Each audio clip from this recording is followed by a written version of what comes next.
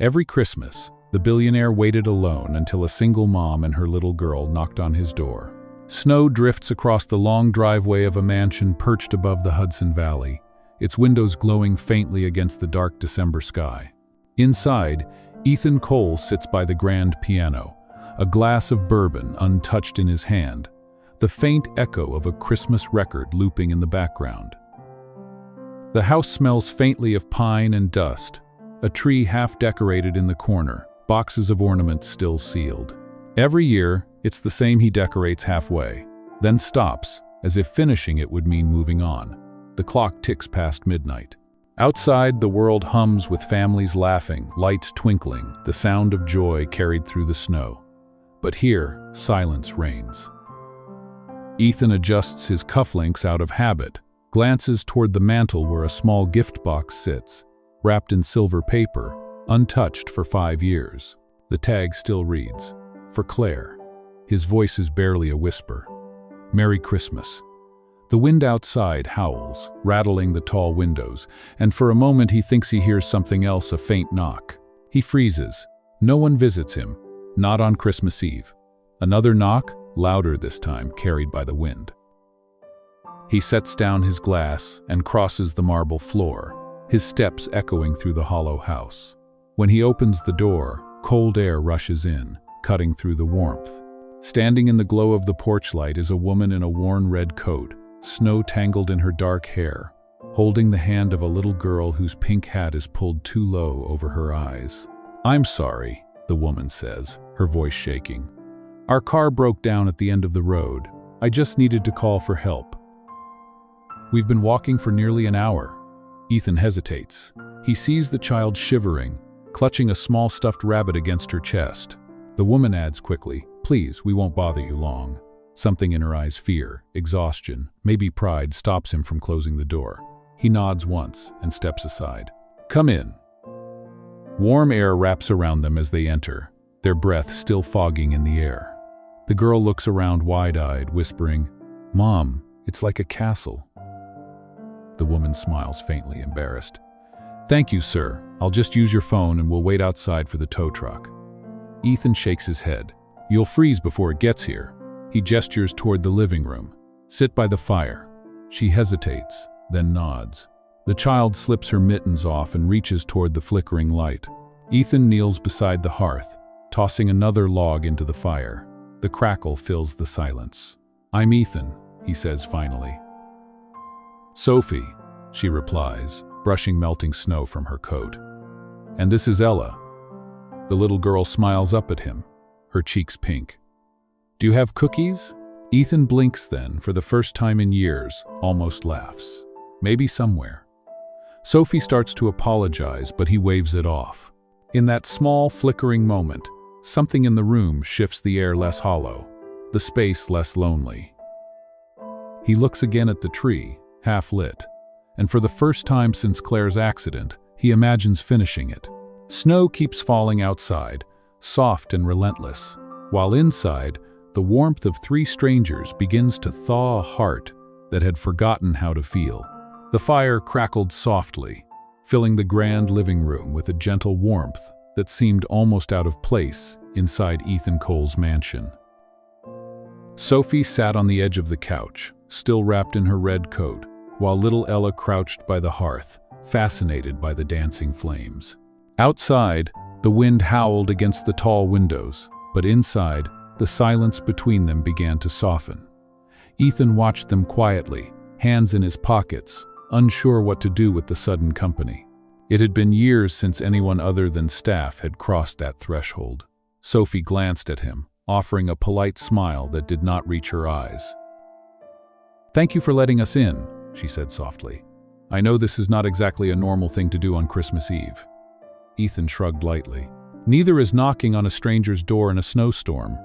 There was no malice in his tone, only quiet curiosity.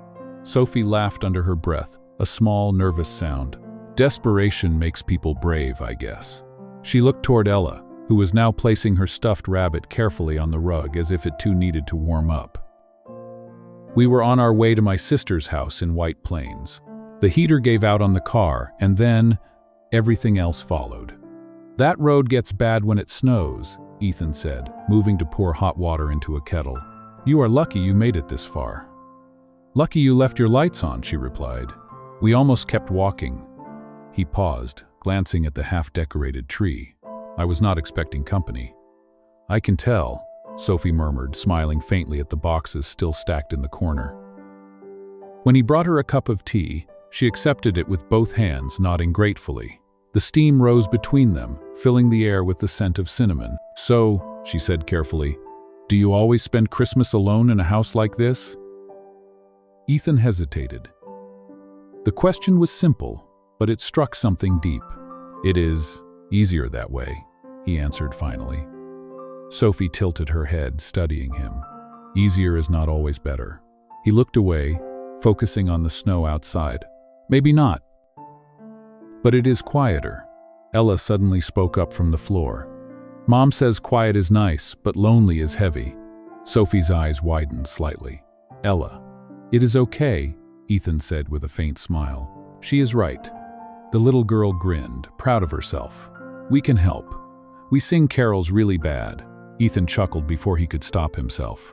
It sounded strange to his own ears, like a sound he had forgotten he could make. Maybe later, he said. First, we should call for help. Sophie nodded, pulling her phone from her coat. No signal, she frowned. Of course. We are too far up the hill. The landline works, Ethan offered, pointing to the old rotary phone near the kitchen doorway. Sophie crossed the room, tried and shook her head. Dead, probably the storm. Ethan sighed. Then you might have to stay until morning. She looked uncertain, glancing at her daughter. I do not want to impose. You are not, he said quietly. There are plenty of rooms. Ella perked up. Can I pick one? You can pick the warmest one, Ethan said, a small smile returning. Sophie met his gaze again, hesitating between gratitude and pride. Thank you, Mr. Cole. Ethan, he corrected gently. If you are going to stay, at least call me Ethan. She nodded once. Then, thank you, Ethan. The sound of her voice saying his name stirred something he did not expect. As he walked them upstairs, the lights flickered from the storm outside. The hallway smelled faintly of cedar and old polish. He opened the guest room door, revealing a bed draped in white linen, untouched for years. Sophie laid her coat on the chair and tucked Ella under the blanket. The little girl yawned. Mom, she whispered, can we stay here forever? Sophie smiled, brushing her hair back. Just for tonight. Ethan stood in the doorway, watching the scene. For a fleeting second, the room looked alive again, like the home it used to be. He stepped back quietly, letting the door close halfway. Downstairs, the fire was still burning, and the music box on the mantel gleamed under the soft glow of Christmas lights. Ethan sat by the hearth, his reflection flickering in the glass. For the first time in years, he was not entirely alone, and that realization felt both strange and fragile, like holding snow in bare hands, afraid to let it melt too soon. Snow kept falling through the night, layering the world outside in white silence. By morning, the storm had softened into a quiet haze that blurred the line between sky and ground. Ethan woke early, the habit of a man who no longer needed to but could not forget how. The house felt different, not because it was warmer, but because there were sounds he had not heard in years. Footsteps in the hall, the creak of floorboards, the soft hum of a child's voice singing off-key. He followed it to the kitchen. Sophie stood by the stove, her hair tied up messily, sleeves rolled to her elbows, trying to coax the old coffee maker to work. Ella sat at the counter, swinging her legs, drawing something on a napkin with a broken crayon she had found. For a moment, Ethan stayed by the doorway, watching. It felt almost intrusive, stepping into something so ordinary, something so alive. Sophie turned and caught him. Good morning, she said, smiling. I hope you do not mind. Your pantry is surprisingly well stocked for someone who claims to live alone. Ethan rubbed the back of his neck. Old habits. My housekeeper insists on keeping it ready, even though I told her not to bother this year. Then she deserves a raise, Sophie said, pouring coffee into 2 mugs. She handed one to him. No cream, right? How did you know? You look like a no cream kind of man. He smiled faintly. Is that good or bad? Depends who you ask. They both laughed quietly. Ella lifted her drawing and waved it. Look, it is us. Ethan leaned closer. The paper showed 3 stick figures standing beside a big Christmas tree, one tall, one with long hair, and one tiny with a pink hat. You made me taller than your mom, Ethan said. That is not fair, Ella grinned. You are a giant. Giants are supposed to be tall. Sophie laughed, shaking her head. You will spoil her. Maybe she already is, Ethan said softly, glancing at Ella. The girl smiled proudly, missing one front tooth, the kind of smile that made the air lighter. As they ate toast and eggs, Sophie looked out the window. Do you think the roads are clear yet? Not for a few more hours, Ethan replied. The hill gets icy. We do not want to overstay our welcome. You have not, he said simply. It has been nice, actually. She looked at him, surprised by the honesty in his tone. It has? Yes. I forgot what mornings were supposed to sound like. Sophie's smile softened. You do not talk much, do you? I used to, he said. But then silence became easier to manage. Until someone knocks on your door in the middle of a storm, she said gently. He nodded. Until then. The phone on the wall suddenly crackled back to life.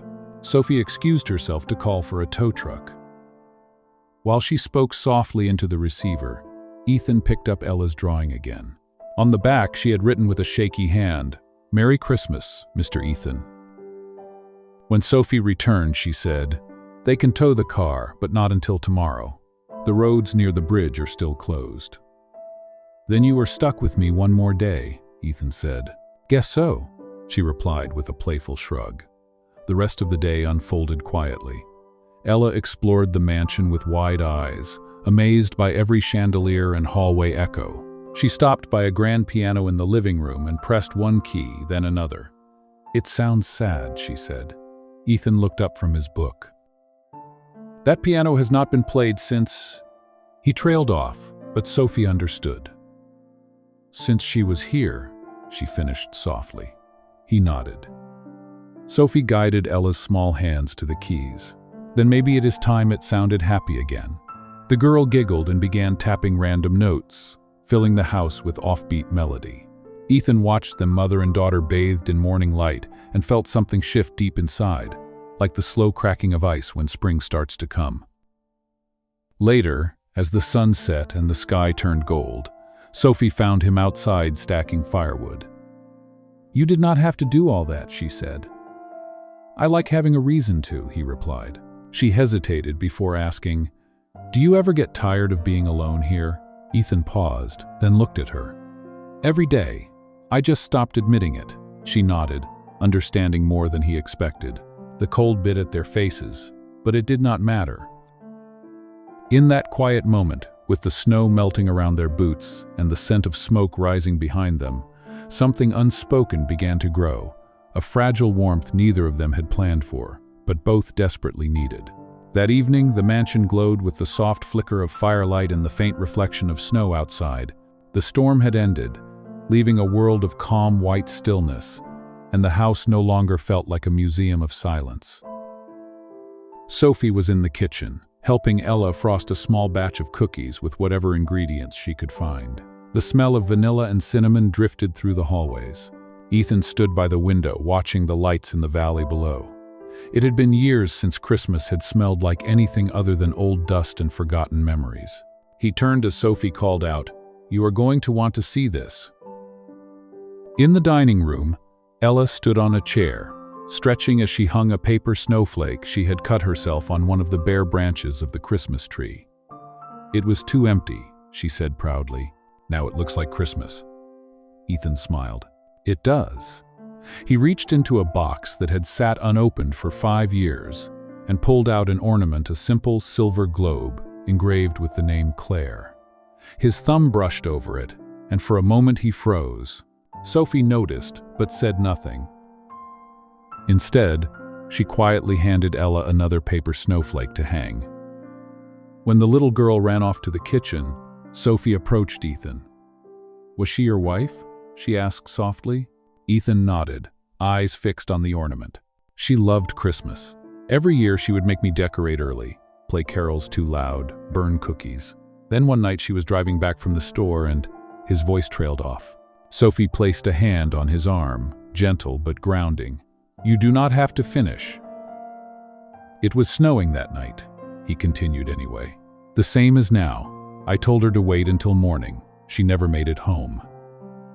He set the ornament on a branch near the top of the tree and stepped back. "I thought if I left things the way they were, maybe I would not lose her completely."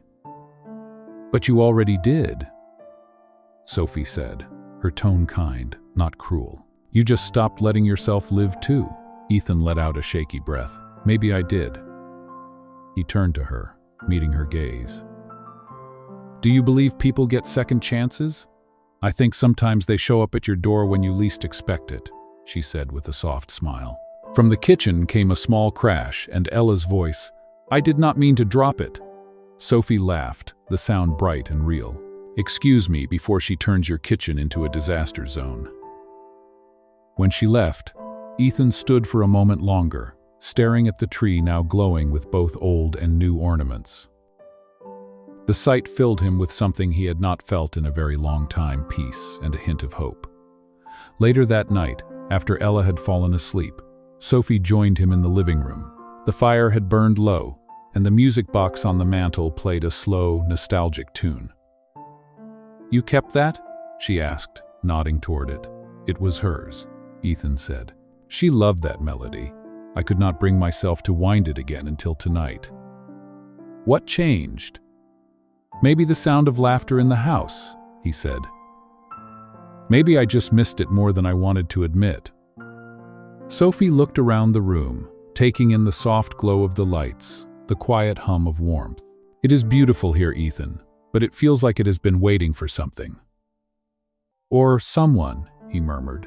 Their eyes met for a moment, long enough for both of them to realize how easy it had become to talk, how natural the silence between sentences now felt. Sophie looked away first, smiling faintly. "Ella will remember this forever. Thank you for giving her a real Christmas." "You gave me one too," Ethan said quietly. She blinked, taken aback by the sincerity in his tone. "I did not do anything." "You knocked," he said simply. That was enough. The words lingered in the air, soft and honest. Sophie looked at him, her eyes reflecting the firelight. "You are not as cold as you think you are, Ethan Cole." "Maybe I just needed a reminder," he replied. Outside, the snow began to fall again in small, quiet flakes, drifting past the windows like whispers. Inside, two hearts that had been broken in different ways started to find the rhythm of something familiar, something that felt dangerously close to hope. The next morning, sunlight spilled through the tall windows, scattering across the hardwood floors and over the Christmas tree that now shimmered with a mix of silver ornaments and paper snowflakes. The house no longer felt hollow. It hummed with the gentle sounds of breakfast, of life. Ethan found himself smiling at the scent of pancakes and coffee drifting from the kitchen. He had not realized how much he had missed waking up to the sound of voices instead of silence. When he walked in, Ella was sitting on the counter, swinging her legs while Sophie flipped pancakes with a wooden spatula that looked far too large for the old pan she was using. "You have flour on your nose?" Ethan said. Sophie looked up, wiping her face with the back of her hand, laughing when she realized he was right. "That is what happens when you try to cook without supervision." Ella giggled. "I am the supervisor." "Then you are doing a fine job," Ethan said. He poured coffee and leaned against the counter, watching them with quiet amusement. "You two are turning my kitchen into a bakery." "You are welcome," Sophie teased. "It could use a little life." "It could," he agreed softly. After breakfast, Ella insisted on building a snowman outside. Sophie hesitated, but Ethan grabbed his coat and said, "Come on, you cannot say no to a 6-year-old on Christmas morning." The yard glittered under the sun, untouched and pure. Their boots crunched through the snow as they rolled the first big mound. Ella squealed with delight, her cheeks flushed pink, her laughter echoing through the still air. Ethan had not laughed like that in years. not since before the accident. He found himself enjoying the childish chaos, the snowball fights, the crooked snowman that leaned too far to the left, and Ella's demand that he give it his scarf. "He needs to be warm," she said firmly. "Like you." "Then I suppose I cannot argue with that," Ethan said, wrapping the scarf around the snowman's neck. Sophie watched him, her smile soft but her eyes thoughtful. She had seen the way his face changed when he smiled, how it lifted years of loneliness away. As the sun dipped lower, she brushed snow from her gloves and said quietly, "You are good with her." "She makes it easy," Ethan replied. "You must have done a lot on your own." "We manage," Sophie said, glancing down. "It is not always easy, but she deserves the best I can give." Ethan looked at her for a long moment. "She already has that, you." She blushed slightly, caught off guard. "You do not know me that well." "I know what kindness looks like," he said. "It is rare. You should not underestimate it." The air between them grew still for a heartbeat, thick with something unspoken. Then Ella shouted from across the yard, "Come see! He has a face now!" They both turned, laughing, and walked over together. When they returned inside, the house was warm and glowing again. Sophie helped Ella hang her wet mittens by the fire while Ethan stirred hot chocolate on the stove. "You know," Sophie said quietly, "you are different than I expected." "How so?" he asked. "I do not know," she admitted. "I imagined someone cold. Maybe because that is what people think of billionaires untouchable. But you are just human." Ethan smiled faintly. "Do not tell anyone. It will ruin my reputation." She laughed, shaking her head. "Your secret is safe." The laughter faded into a comfortable silence, the kind that needed no words. For the first time in so long, Ethan felt something stir inside him, something real, something alive. Later that evening, as Sophie tucked Ella into bed, the little girl whispered, "Mom, is he sad?" Sophie brushed her hair gently. "Maybe a little. Why?" "Because when he smiles, his eyes still look like winter."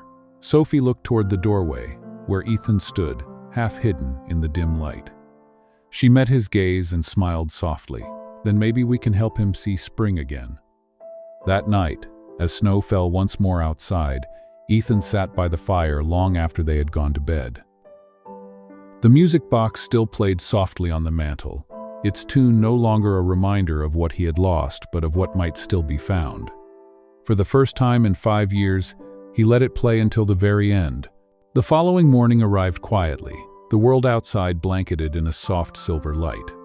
Ethan woke to the faint sound of laughter drifting down the hallway. It took him a moment to recognize it as Ella's, bright and unguarded, like bells in the distance. When he stepped out of his room, he found Sophie and her daughter in the grand foyer, trying to untangle a string of Christmas lights they had discovered in one of the storage boxes. Ella waved. "We are fixing it, so your house can sparkle." Ethan smiled. "That sounds like a big job." "It is," Sophie said with mock seriousness, "but we have coffee and determination." He chuckled. "Then I will get you more coffee." The morning passed in quiet, easy rhythm. Together they strung lights along the staircase, draped garlands across the banister, and set candles in the windows.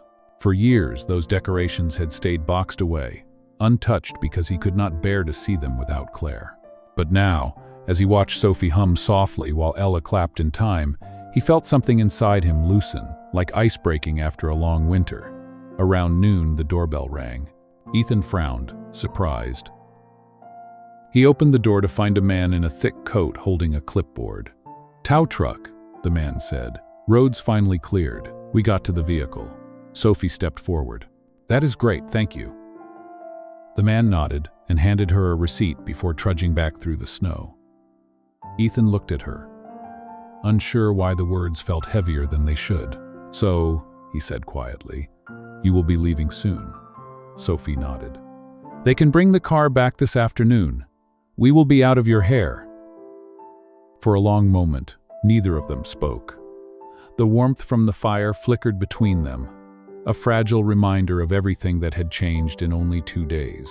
"You could stay for dinner," Ethan said suddenly, "at least until the roads are fully clear." Sophie hesitated. You do not have to offer that.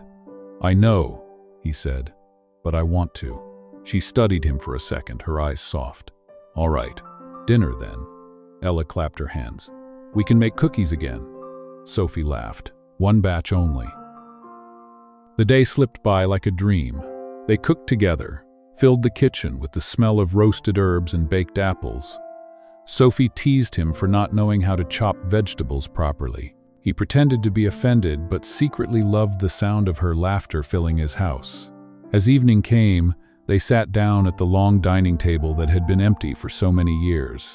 Candlelight flickered on the crystal glasses, and snow fell quietly outside the tall windows. For a while, it felt almost like a family, 3 people sharing food and warmth, as though they had always belonged together. After dinner, Ella dozed off on the couch, curled under a blanket. Sophie and Ethan lingered by the fire, 2 cups of tea growing cold on the table between them. You know, she said softly, this house feels alive again.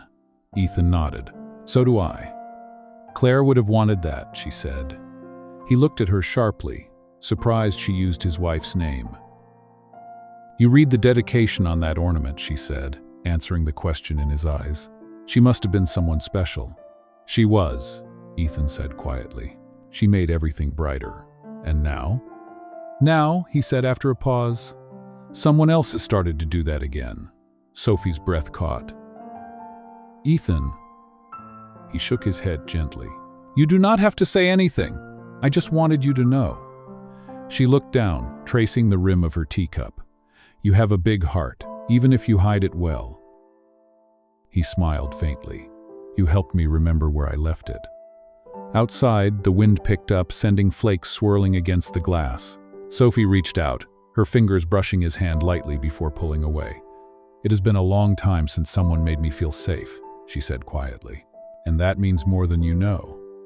Ethan wanted to tell her to stay, to ask for one more morning, one more laugh, one more chance to not feel alone, but the words stayed locked in his chest. Instead, he said the only thing that came out. Thank you for knocking on my door. Sophie smiled through the flickering candlelight. Thank you for opening it. They sat there in silence, 2 souls who had spent years surviving their own winters, both afraid to hope that maybe spring had already begun. The next morning came too quickly. The storm had finally passed, and sunlight broke through the clouds, glinting off the snow like a million tiny mirrors.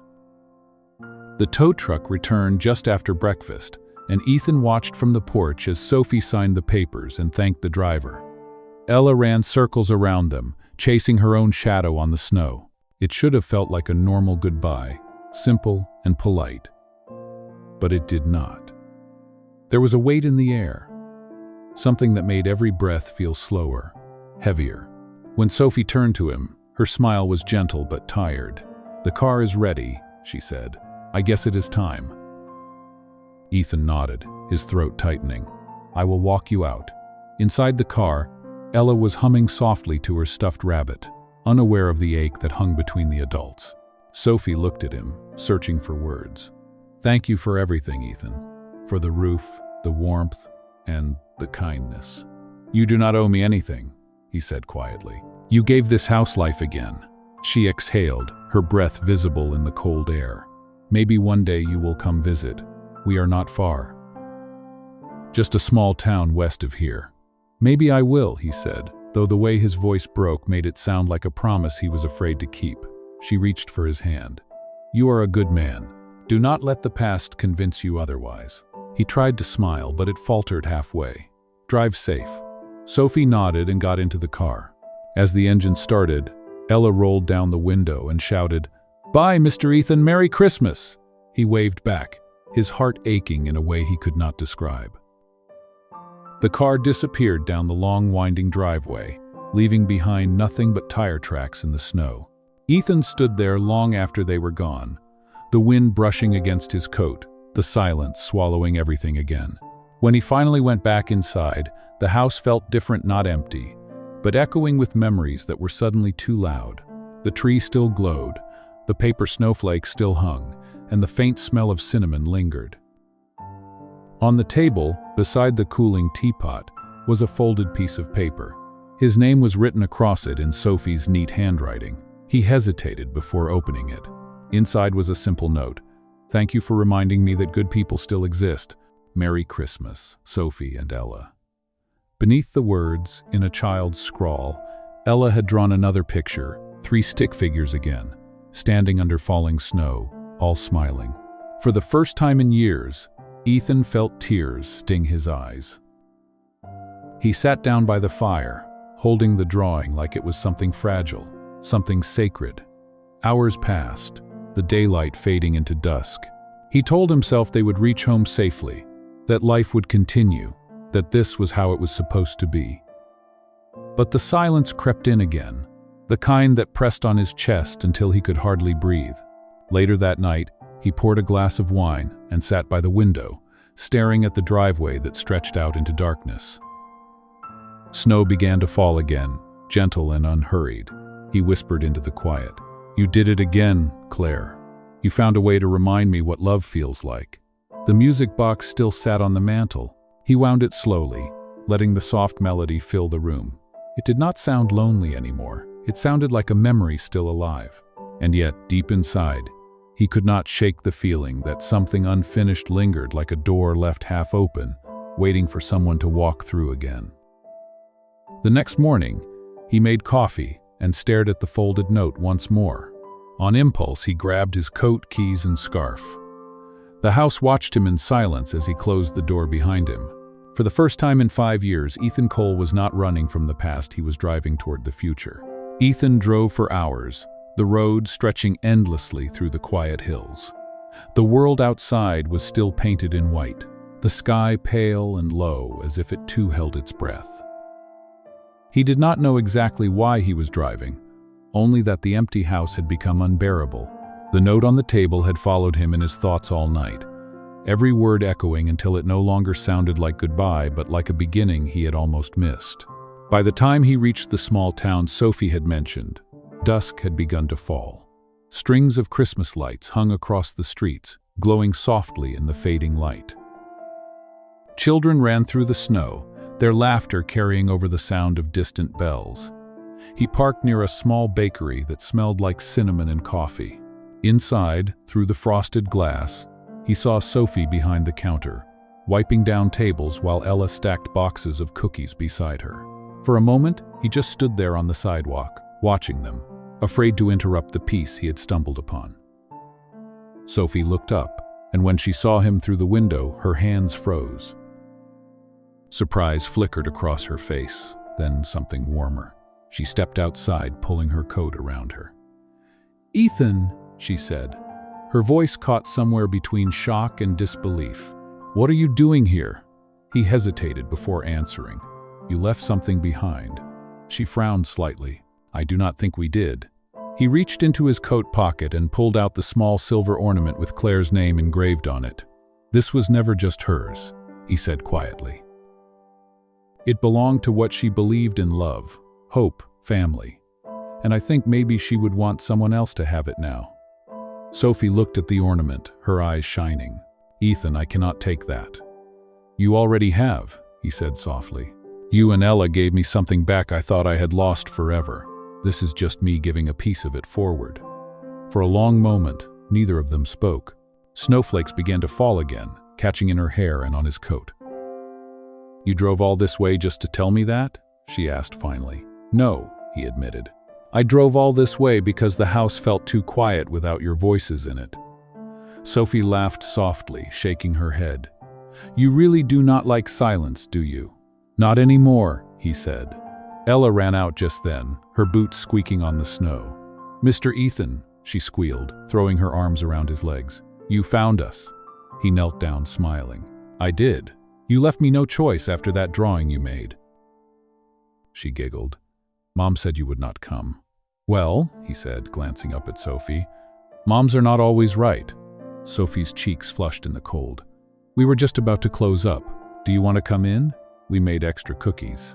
"I thought you would never ask." Inside, the warmth hit him immediately, rich with the smell of sugar and coffee.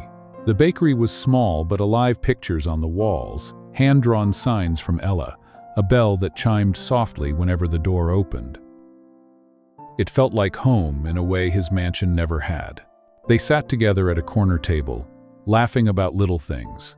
The snowman that had fallen apart, the cookies that had burned, the scarf he had lost to the wind. At one point, Sophie said quietly, "You know, I think Claire would have liked you coming here." "I hope so," Ethan said. "Because for the first time, I am doing what she always wanted, letting the past make room for something new." Sophie smiled gently, her eyes soft. "Then maybe you should stay for a while." Ethan looked around the warm light, the laughter, the tiny fingerprints on the glass, and nodded slowly. "Maybe I will." As night fell, the town lights twinkled like stars fallen to earth. Outside, snow continued to drift, covering the streets in quiet peace. Inside the bakery, the sound of laughter and music spilled into the cold, and for the first time since he had lost Claire, Ethan Cole was exactly where he wanted to be. A year passed. Snow once again blanketed the small town, turning the rooftops into soft mounds of white and the streets into ribbons of light. The bakery's window now glowed brighter than ever, a hand-painted sign above the door reading "Claire's Hearth" in warm gold letters. Inside, laughter echoed against the walls, mingling with the hum of soft Christmas music. Ethan stood behind the counter, wearing an apron far too clean for someone pretending to bake. Sophie was at the register, smiling as she handed out boxes of cookies to a line of cheerful customers. Ella darted between tables, handing candy canes to children and wishing everyone Merry Christmas. It was busy, chaotic, alive, and Ethan would not have traded it for the quietest mansion in the world. After closing, when the last customer left and the bell above the door went silent, Sophie turned the sign to closed and leaned against the counter, watching him. "You survived another holiday rush," she teased. "Barely," he said, pretending to wipe sweat from his forehead. "I still think you planned it this way to test if billionaires can handle real work." "You did just fine," she said, laughing. "Besides, I think you like this life more than you admit." He looked around the little shop, the mismatched chairs, the scent of cinnamon still hanging in the air, the faint glow of the string lights, and nodded. "You are right. This feels like home." Sophie smiled softly. "It is home." Outside, the snow had started again, flakes swirling gently past the window. Ella was asleep in the corner booth, curled under a red blanket with her stuffed rabbit tucked close. Ethan watched her for a long moment before reaching into his pocket. "I have something for you," he said. Sophie raised an eyebrow. "For me?" "For us," he corrected. He placed a small velvet box on the counter and opened it. Inside was a delicate silver ring, simple yet elegant, the same pattern engraved as the ornament he had once given her. Her breath caught. "Ethan, last year, I thought I was waiting for someone who would never come back," he said softly. "But maybe I was just waiting for the right knock on the door." Sophie's eyes filled with tears. "You do not have to do this." "I know," he said, smiling faintly. "But I want to. I do not want another Christmas to pass by with an empty chair beside me." She looked down at the ring, then at him. "Are you sure?" "More than I have been about anything." Sophie took his hand, her voice trembling. "Yes." The single word carried all the warmth of the season. Ethan slid the ring onto her finger, his heart steady for the first time in years. Behind them, the music box played the same melody it always had, but this time it sounded like a celebration instead of a memory. Ella stirred and blinked sleepily. "Mom, Mr. Ethan, are we going home?" Sophie smiled through her tears. "We already are, sweetheart." Ethan lifted the little girl into his arms, and together they stepped outside into the softly falling snow. The lights from the bakery glowed behind them, a beacon of warmth in the cold night. For the first time, the season did not feel lonely or haunted, it felt whole. As they walked down the street, Sophie slipped her hand into his. "Merry Christmas, Ethan." He smiled, looking at her and then at the sky. "Merry Christmas, Sophie." The snow fell heavier now, but it did not feel cold. It felt like the world had finally forgiven itself. And somewhere between the silence and the laughter, between what was lost and what was found, Ethan Cole finally learned that healing was not about forgetting, it was about opening the door again. If this story touched you even just a little, hit like so the algorithm knows we still believe in kindness. Tap subscribe and the notification bell so you will not miss the next journey. I would love to hear your thoughts. What moment of giving once changed you? Share it in the comments below. Your story might become the inspiration for the next video. And if you think someone needs to hear this story, please share it with them. Thank you for spending your time here. See you again in the next story.